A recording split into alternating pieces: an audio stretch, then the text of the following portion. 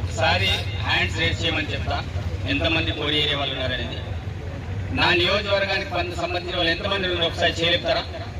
ఖానాపూర్ నియోజకవర్గం, ఖానాపూర్ నియోజకవర్గం, ఖానాపూర్ నియోజకవర్గం, ఖానాపూర్ నియోజకవర్గం,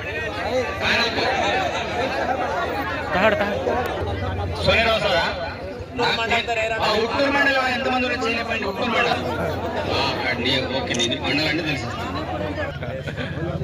ఇంద్రవెల్లి కేవలం ముట్టూరు మండలం, కేవలం ముట్టూరు మండలే కదా.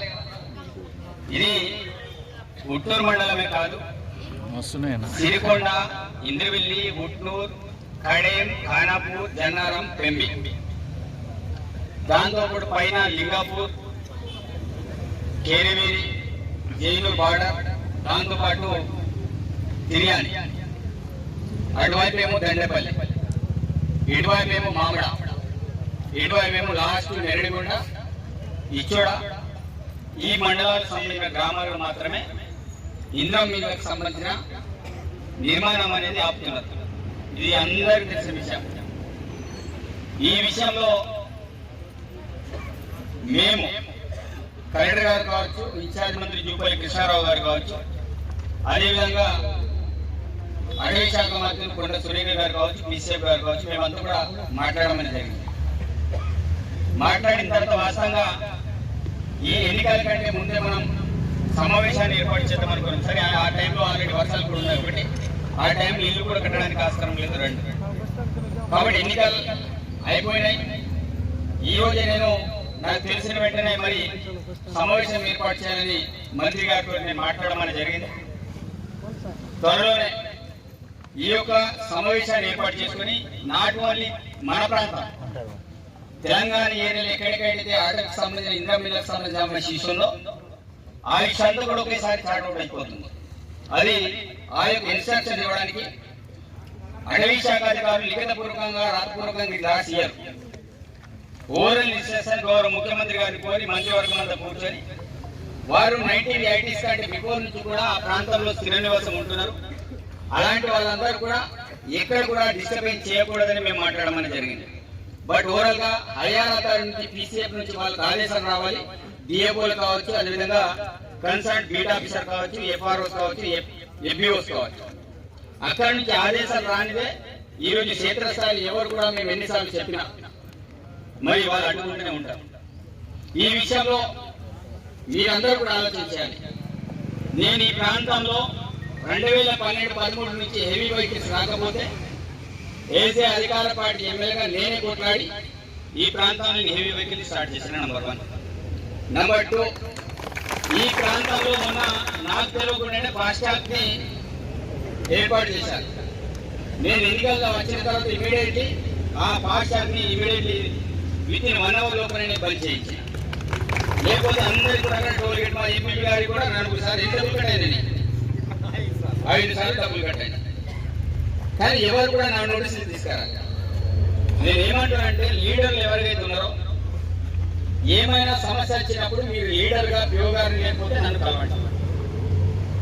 ఈ రోజు వీళ్ళందరూ కూడా పనులన్నీ సెట్ చేసిండ్రు. ఉద్యమాలు చేయాలి నేను కాదంటలేదు. సమస్య ఒకవైపు పరిష్కారం కావచ్చు, కానప్పుడు ఏం చేయాలి, ఇంతమందిని గ్యాదర్ చేయాలని గవర్నమెంట్ చేస్తలేదు. కంపల్సరీ దీని మీద చేయాలని ఆలోచన రావాలి. మనం వాళ్ళందరినీ కూడా తీసుకొచ్చినాం. సమస్య పరిష్కారం అవుతుందా కాదా మనం తెలుసుకోవాలి. కనీసం సోదరు దాదా నాకు మొన్న స్టేట్మెంట్ చూసాను, కనీసం ఎమ్మెల్యే సాబ్ మరి దీని ఏమని చేస్తున్నావా లేదని కనీసం నువ్వు కూడా నాతో మాట్లాడలేకపోయాను. నేను ఈ విషయం ఎందుకంటే మన సమయం చాలా విలువైనది. సమయాన్ని వృధా చేయకూడదు. మిమ్మల్ని ధర్నా చేయకూడదని ఎవరు మిమ్మల్ని ఇన్వైట్ చేయలేదు. తెలిసిన వెంటనే పిఓకి చెప్పిన పిఓ గారు మనం అక్కడికి వెళ్ళాలి, వాళ్ళతో మాట్లాడాలి, కంపల్సరీ వాళ్ళకి హామీ ఇవ్వాలి అని పిఓ గారిని కూడా నేను పట్టుకొని రావడం అనేది జరిగింది. కాబట్టి నేను ఏమంటానంటే లీడర్లకు ఉండాల్సింది మీరు చేయాల్సిన పని ఏంటంటే ఒక సమస్య మీద మాట్లాడేటప్పుడు మీరు ఫస్ట్ అధికారులకు చెప్పండి.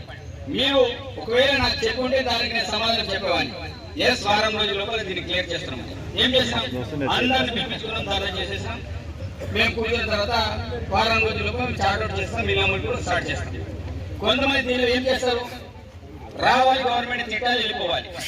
తిట్టడం ఎవరు కూడా దీనికి పరిష్కార మార్గాలు చూపారు. తిట్టడం ఎవరు కూడా పరిష్కార మార్గాలు చూపారు. ఏమనంటే నేను గవర్నమెంట్ ఎమ్మెల్యే అండి, నేను గవర్నమెంట్ ని ఫారెస్ట్ విషయంలో నీకు తెలుసు రాష్ట్రంలో సంచలనం సృష్టించాను, చెట్లకు కట్టేసి కొడతానని చెప్పిన ఆ రోజులో. ఎందుకు నా ఏరియాలో ఎంత ఫారెస్ట్ బాధ అనిపిస్తానో మీరు లీడర్ అనుభవించాలంటే బాధ నేను డైలీ అనుభవిస్తున్నా. ఏదో ఒక ఫోన్ వస్తుంది నాకు, సార్ మా దగ్గర ట్రాక్టర్ పట్టుకున్నారు, లేకపోతే లక్క పట్టుకున్నారు, లేకపోతే ఇల్లు కట్టనిస్తలేరు, లేకపోతే ఇక్కడ అక్కడ ఆపిన. మీకు ఎన్ని ఫోన్లు వస్తాయి? నేను వందలాది ఫోన్లతో మీకంటే మెంటల్ అయితే నేను అనుభవిస్తున్నాను. అలాంటి క్రమంలో నేను వాళ్ళతో గొడవ చేసి పీసీ చెప్పేది వైల్డ్ లైఫ్ బోర్డు మెంబర్ గా అక్కడ కూడా గొడవ చేసి ఈ ఫారెస్ట్ అనుమతులు కావచ్చు ఇవన్నీ కూడా కొంత వెసులుబాటు తీసుకొచ్చాను. ఈరోజు మనం అధికారులు అంటాం మీకంటే ఎక్కువ నాకు ఆవేశం ఉంది, అదే గవర్నమెంట్ బదనం అవుతుంది, గవర్నమెంట్ ఇది చేస్తుంది అని నాకు కోపం వస్తుంది అధికార పార్టీ ఎమ్మెల్యేగా. మరి ఆ కోపాన్ని నేను ఎక్కడ పెడితే అక్కడ కట్టలేను కదా. కాబట్టి నేను ఏమంటున్నానంటే ఇలాంటి అంశాలు వచ్చినప్పుడు ఎవరో ఏదో మాట్లాడితే ఈరోజు 100% మీ అందరికీ మాటిస్తున్నారు. పీవీడీ ఈరోజు చంద్రబాబు మాట్లాడుతూ కేంద్రం నుంచి ఇది చేస్తున్న విషయాన్ని మీకు కూడా చెప్పాను. ఈ రోజు మీకు ఇంద్రమ్మ ఇళ్ళ విషయం చాలా మళ్ళీ అందరూ కానీ పెద్ద లీడర్లు కూడా అందరూ కూడా మీరు ఉన్నారు పీవీడీస్ కాబట్టి మిమ్మల్ని కోరుతుంది. ఈ యొక్క మీ ఇంద్రమ్మ ఇల్లు రాష్ట్ర ప్రభుత్వం ఇస్తున్నది.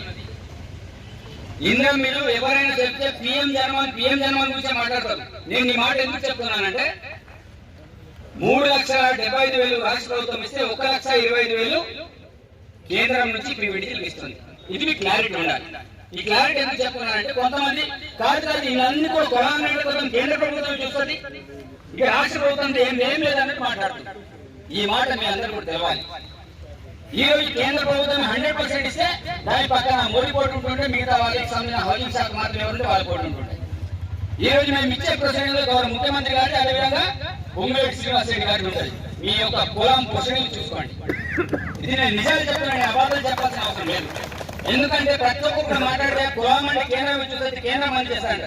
ఈ రోజు ఐడియాకి నిధులు అనేది కేంద్ర ప్రభుత్వం ఇస్తుంది. ఏ రూపంలో ఇస్తుంది? కొన్ని విషయాలు స్పెసిఫిక్ గా పీవీడీలకు సంబంధించిన కొన్ని నిధులు డెవలప్మెంట్ ఇంత ముందు సోదరాలు చెప్పి రోడ్లు ఇవి ఉన్నాయి. ఆ రోడ్లకు సంబంధించిన చాలా స్ట్రాంగ్ గా ఫైట్ చేస్తున్నాయి. మా ఏరియా కావచ్చు, సీతక కావచ్చు రోడ్లు కానీ ఇంద్రమిల్లకు సంబంధించిన విషయంలో చాలా మీకు అమౌంట్ తో సహా చెప్తున్నాను. 1,25,000 రూపాయలు మాత్రమే కేంద్ర ప్రభుత్వం, మిగతా 3,75,000 మాత్రం రాష్ట్ర ప్రభుత్వానికి సంబంధించినాయి. దీన్ని పిఎం జన్మన్ కానీ మనం నామకరణం చేయాల్సిన అవసరం లేదు. ఈ విషయాలు ఎందుకు చెప్తున్నాం? ఇంద్రమిల్లు కట్టేది మేము.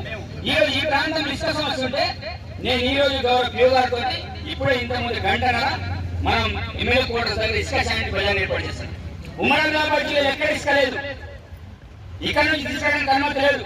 ఏం చేసిన మంత్రి గారితో మాట్లాడి అది నా దగ్గర నిశ్చయించింది, నా ప్రాంతంలో ఇల్లు కట్టాలి, కట్టే పరిస్థితి లేదు, నాకు ఇసుక కావాలి, ఏం చేస్తారు తెలియాలంటే ఈ రోజు నేను ఇక్కడ శాండ్ బజార్ని ఏర్పాటు చేసుకున్నాను. మీకు ఎవరికి ఇసుక కావాలని ఇసుక ఇచ్చే బాధ్యత మీ అందరికీ మాటిస్తుంది.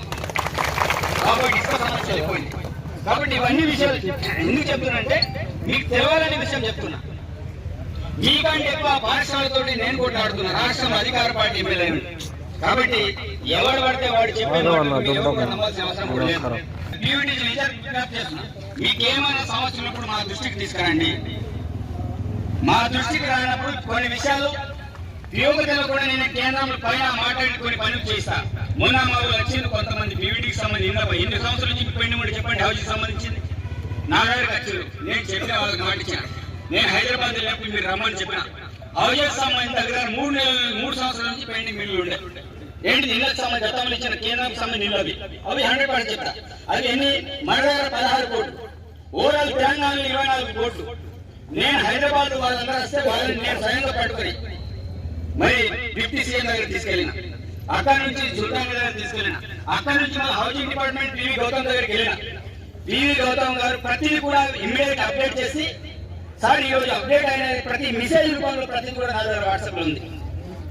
కాబట్టి నేను ఏమంటున్నామంటే కొన్ని విషయాలు మేము పోయి మాట్లాడి చేసి అవుతాయి. కాబట్టి ఇలా మేము ఏ పనులు ఏ టైంలో చేయాలని బాగా చేస్తాం, దాని ఎలాంటి సందేహం లేదు. కాబట్టి వచ్చిన మహిళలందరూ కూడా నేను చెప్తున్నా, మీ అందరికీ నా నియోజకవర్గ ప్రజలందరికీ నేను మాటిస్తున్నా. నియోజకవర్గమే కాదు ఏదైతే ఈ పార్లమెంట్ పరిధిలో ఉన్న ప్రతి ఒక్కరికి కూడా మాటిస్తున్నా. ఎక్కడైనా అటవీ సమస్య ఉందంటే అది కేంద్రం నుంచే సమస్యలు ఉన్నాయి. ఈ రోజు జోడిఘాట్ రోడ్ అయితే కేంద్రం నుంచి అనుమతులు రావాలి. ఈ రోజు వాయిపేట రోడ్ మీద కావాలంటే కేంద్రం నుంచి అనుమతులు రావాలి. ఈ రోజు అల్లంపల్లి రోడ్ కావాలంటే కేంద్రం నుంచి అనుమతులు రావాలి. కాబట్టి ఇవన్నీ సమస్యలు ఉన్నాయి. కాబట్టి ఆ సమస్యలు ఎట్లా పరిష్కారం చేద్దామో చెప్తా. ఒకవేళ వినప్పుడు నేను మీతో పాటు ఉండి కొట్లాడడానికి నేను కూడా సిద్ధంగా ఎలాంటి సందేహం లేదు. కానీ బ్రోకర్ గాల మాటలు ఎవరు కూడా మీరు నమ్మకండి. పక్క చెప్తున్నా, ఏదో ఎమ్మెల్యే చెప్తున్నా, ఈ ప్రాంతవాసులుగా 100% మీతో పాటు మీకోసం నేను కొట్లాడకపోతే మీరు అప్పుడు అనండి, మీరు వెళ్ళి అడగండి. ఏ ఎమ్మెల్యే గారు మీరు మాట చెప్పినా కదా, ఈ ప్రాంతం ఎంత జరుగుతున్నా నువ్వేం చేస్తున్నావు, అప్పుడు మీరు నా ఇంటికి రండి. ఇక్కడ ధర్నా చేయడం కాదు, నా ఇంటికి వచ్చి మీరు ధర్నా చేయాలి. పక్కన మాటిస్తున్నా. కాబట్టి నేను నమ్మకం విశ్వాసం కల్పిస్తున్నాను. కాబట్టి కులం సోదరుల లీడర్ నేను విజ్ఞప్తి చేస్తున్నాను. మీరందరూ కూడా విజ్ఞానంతో తప్పకుండా ఈ యొక్క సమస్యల పరిష్కారం కోసం నిరంతర పోరాటం చేస్తున్నారు. ముఖ్యంగా స్వర్ణాధార జిల్లా కేంద్రంలో ఉంటాం. నేను అనేక సందర్భాలు నీకు చెప్పిన వాళ్ళని ఏదైనా ఉంటే కొంత అధికారులతోటి ఉన్నటువంటి పొలిటీషియన్తో తెలుసుకొని మనం జనాల్ని ఇబ్బంది పడకుండా మనం చేయాలని అనేక సందర్భాలు మాట్లాడినా తప్పకుండా మళ్ళా మీకు మాటిస్తున్నా 100% మీకు ఎలాంటి ఇబ్బంది రాకుండా మీ యొక్క ఇంధన నిర్మాణం చేపడతాం. ఒకవేళ అటవీ ప్రాంతం నుంచి తరలేజేమంటే నాకు తెలియకుండా ఎవరు కూడా వెళ్ళకూడదని కూడా నేను అందరికీ నా ఏరియా ప్రజల వాళ్ళకి మాటిచ్చాను. నాకు తెలియకుండా ఒక గ్రామం కూడా బయటికి వెళ్ళదు. తప్పకుండా నాకు కలిసిన తర్వాతనే నేను వాళ్ళతో మాట్లాడిన తర్వాతనే వాళ్ళందరినీ కూడా గ్రామాల నుంచి బయటకు పంపిస్తాను. ఎందుకు మైషంపేట వాళ్ళతో ఇంతకుముందు మాట్లాడి రోజు మధ్యపడలో మేము నిలిచి నేను ముందు రావాలని నాపాడు నుంచి నిర్మిస్తా ఇమీడియట్ స్కూల్ స్టార్ట్ చేస్తాను వాళ్ళకి మాటిచ్చాను. కాబట్టి ఇట్లాంటి ఏమైనా పర్మిషన్లు కూడా కొంతమంది సంతకాలు పెట్టడం వల్ల మీరే సంతకాలు పెట్టిన బలవంతంగా మంది బయటకు తీసుకోవడానికి ప్రయత్నం చేస్తారు. కాబట్టి ఇట్లాంటి ప్రయత్నాలు ఎక్కడ జరిగినా అలాంటి ప్రయత్నాన్ని పారిశ్రామిక ఎవరు చెప్పినా మీరు వేయకండి. అదేవిధంగా అటవీ శాఖ అధికారులు నేను విజ్ఞప్తి చేస్తున్నాను, హెచ్చరిక కాదు విజ్ఞప్తి చేస్తున్నాను. ఈ యొక్క ఓపికని నశించేటట్టు చేయకండి. ఏదైనా అటవీ శాఖ అధికారులు కూడా మీకేమైనా ఇబ్బంది ఉంటే ఏదైతే లోకల్ ఎమ్మెల్యే నాకు తెలియజేయండి, చెప్పండి. నాకు సార్ ఈ ప్రాంతంలో ప్రాబ్లం ఉంది, నేను ఏం రకంగా చార్ట్అవుట్ చేద్దామని నాతో సమస్యను డిస్కస్ చేయండి. నాకు తెలియకుండా నా పరిధిలో ఎక్కడైనా నా బిడ్డలు ఎవరికైనా ఇబ్బంది చేస్తే నేను ఎట్టి పరిస్థితులు ఊరుకొని గతంలో చెప్పిన ఇప్పుడు కూడా నేను చెప్తున్నాను. ఏమున్నా మీకు మాకు సమన్వయం కావాలి, పిఓ గారితో సమన్వయం కావాలి, అదేవిధంగా కలెక్టర్ గారితో సమన్వయం కావాలి. అదేవిధంగా ఉన్నత స్థాయి అధికారులు కూడా నేను అటవీ శాఖ అధికారులు చెప్తున్నా, మీరు కూడా మీరు ఏసీ రూమ్ లో కూర్చొని కింద బీట్ ఆఫీసర్ చెప్పారు మీద ప్రెషర్ తీసుకురాకండి. వాళ్ళు సచ్చిన కొద్ది మీరు కేసులు అయిపోయి మా ఉద్యోగం పోతే వాళ్ళు భయంతో ఇక్కడ పనులు చేసే పరిస్థితులు ఏర్పడతాయి. కానీ తిరుగుబాటు ఏర్పడినప్పుడు ఆ తిరుగుబాటుని ఎవరు కూడా ఆపలేరు. కాబట్టి అటవీ శాఖ అంటే నమ్మకం విశ్వాసం ఉంది. కాబట్టి ఏది చేయాలో ఈ ప్రాంతంలో ఏది చేయాలో చేయాలంటే మాతో సంప్రదించండి. మేము వాళ్ళతో మాట్లాడే బాధ్యత మేము తీసుకుంటాం. వాళ్ళతో మాట్లాడి ఆ సమస్యను పరిష్కారం చేస్తాం. కానీ ఒండెట్టు పోగలతో ఎవరో చెప్పినని లేకపోతే నీకు నాకు పడి రాకపోతే వాడు ఆ పార్టీ ఈ పార్టీ అని పార్టీలు చెప్పే నాయకుల మాటలు విని మీరు పనిచేస్తే తప్పకుండా పై అధికారులు కూడా అదే రకమైన చర్యలు తీసుకుంటారు. కాబట్టి పై అధికారులు కూడా ఇలాంటి అంశాలు ఆచి చూసి నిజంగా దీనిలో కాంప్లైంట్ కాదు, ఎవడు కుట్రతో అతని మీద కంప్లైంట్ చేసినా దేనికోసం చేసిండు అనేది కూడా ఆలోచించాలి. లక్కకు సంబంధించిన విషయం నాకు ఆల్రెడీ అప్పటికే జైలుకి వెళ్ళిన తర్వాత నాకు తెలిసి వచ్చింది. కానీ దానికి సంబంధించిన జైలు విషయము అది నేను చూసుకుంటా మీకు అందరికీ మాటిస్తున్నా. ఇంకెవరిని కూడా మా బిడ్డల్ని అటవీ శాఖతో బలవంతంగా తీసుకెళ్ళడానికి ఆస్కారం లేదు. మళ్ళీ చెప్తున్న ఏమని ఇస్తుంటే 1-2 సార్లు అవకాశం ఇవ్వండి, 3వసారి మీరు ఏం చేస్తారు చేసుకోండి. 4 వచ్చిన వాళ్ళు కూడా అదే మాట చెప్తున్నా. కానీ మీ అందరికీ మళ్ళా మాటిస్తున్నా. తప్పకుండా రాష్ట్ర ప్రభుత్వం ఇక్కడ ఎలాంటి తప్పు లేదు, తప్పు కాకుండా చూసే బాధ్యత నాది. గౌరవ ముఖ్యమంత్రి కూడా మనకు ఏది చేయడానికి సిద్ధంగా ఉన్నారు. మీరు ఏదైతే ఇన్ని 10 సంవత్సరాల నుంచి ఒక ఇల్లు రాలే, కానీ ఈరోజు ఆదివాసీ బిడ్డలకి ఇల్లు ఇవ్వాలి అనే ఆలోచనతో మన నియోజకవర్గం దగ్గర కులానికి 100% చొప్పున సుమారు 4 నియోజకవర్గం దగ్గర 10,000 చొప్పున ఇంధన బిల్లు వస్తున్నాయి. ఎక్కడ రాలే.